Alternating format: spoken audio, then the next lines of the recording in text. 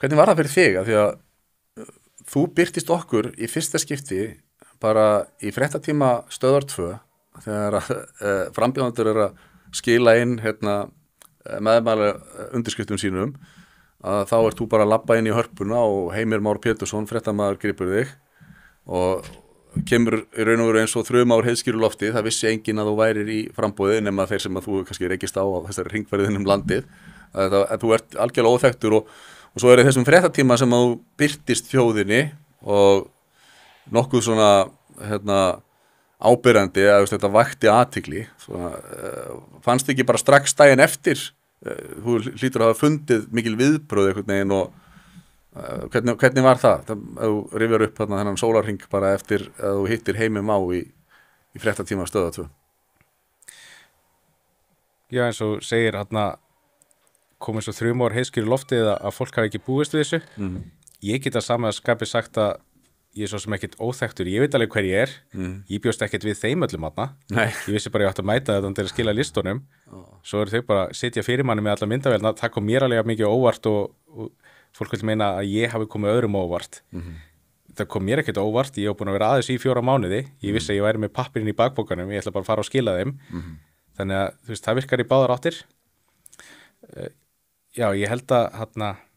ég hafi eiginlega tekið bara eftir því samstundis að því að ég hef alltaf komin út af lóðinni á Hörpu þegar að síminn er farin að hringja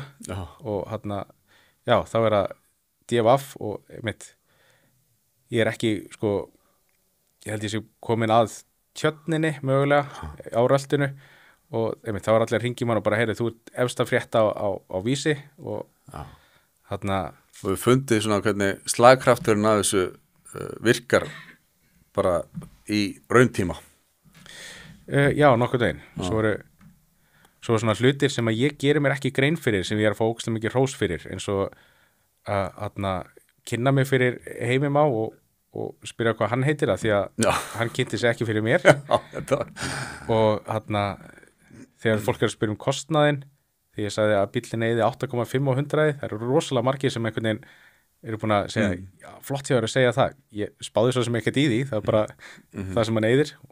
bæði við hann komið niður í 8,3. Já, einhvern veginn farin að eyða minna bara allir. Já, annarkvort er það að ég er orðin farin að stunda meiri sparakstur eða þá að því ég tæmdi skottið og það er kannski einhver kíló sem ég er ekki að drösla með mig lengur. Já, ég meina þetta vekur athygli að bara svona mjög hreinskiptin svör þín og þú kemur bara til dyrana nákvæmlega eins og þú ert klæddur. Já, mér finnst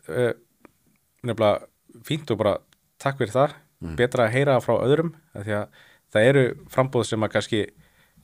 auglýsa á strætóskýlum þar sem að stendur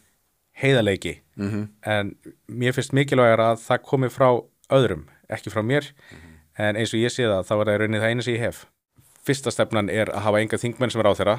sem er bara þrískipting ríkisvaldsins frá Montesquieu og er alveg 300 ára gömul hugmynd. Númer 2 er að hafa 10% mótmálaþröskuld þegar kemur að málskotsréttinum, 27. grein stjórnarskrárinnar. Þannig að þá þarf ekki að treysta því er hann að fara skrifa undir eða ekki. Ég segja, hei, ef að þið viljist þjóðaratkvæðagreiðslu, komum bara með 10% mótmálatíminn og þá skal ég ekki skrifa undir. Það er fengið frá tillögum stjórnlagaráðs og síðan er númer 3, þar sem ég kalla týndu þingsætin, að það er allir sá hópur fólk sem að mætir á kjörstað, fer inn í kjörklefa, skilar atkvæðinu sínu og fær ekki fulltrú á Alþingi. Sérst, ef þú myndir reikna hann hóp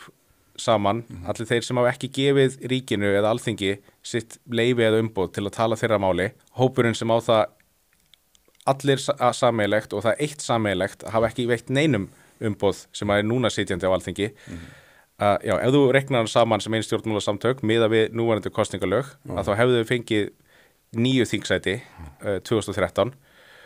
í dag er þessi þingsæti 4 og þetta getur gert það að verkum að það er hægt að mynda meirihluta á þinginu sem samræmist ekki meirihluta kjósenda. Þannig að minnihluti kjósenda getur náð meirihluta völdum á þinginu út af því að það er bara svo mörg atkvæði sem fá ekki vægi og þeim bara hent í ruslið.